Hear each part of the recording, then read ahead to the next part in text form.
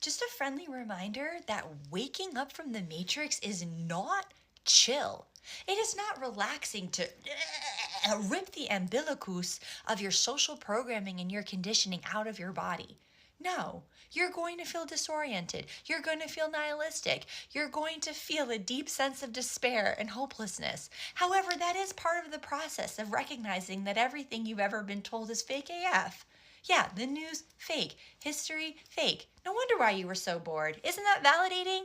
The reason why you were doodling all the time is because you were being force fed propaganda off and you didn't spiritually align with it. So, this is the thing.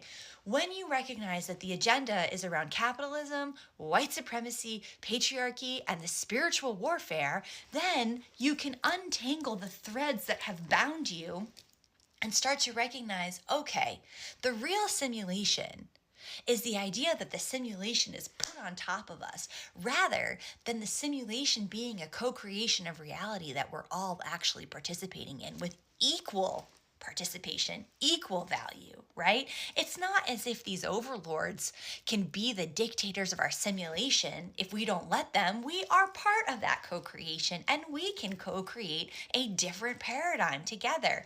However, in order for you to do that, you have to have the energy, you have to have the imagination, you have to have the vision. And if you're feeling just overwhelmed, it's hard to access that part of yourself that's optimistic. So I'm going to suggest that you find an elder millennial or a Gen Xer that was part of the 9/11 truth movement, right? Someone who's really been through this before. You find someone with that look in their eye, the look in their eye that says, hey, have you heard about World Trade Center 7? That's the person you need to snuggle up into because you are going to go through a portal of but there is something out the other side, and that is hope. And the hope is not some airy fairy denial. It's not bypassing of the current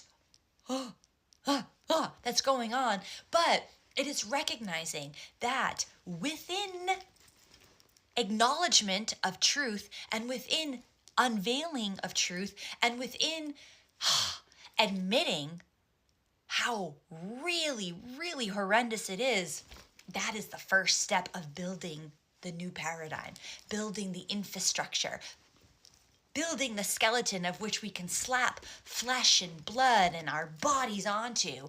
Because, I'm convinced that we can get into a new timeline together. Or maybe I'm just ovulating.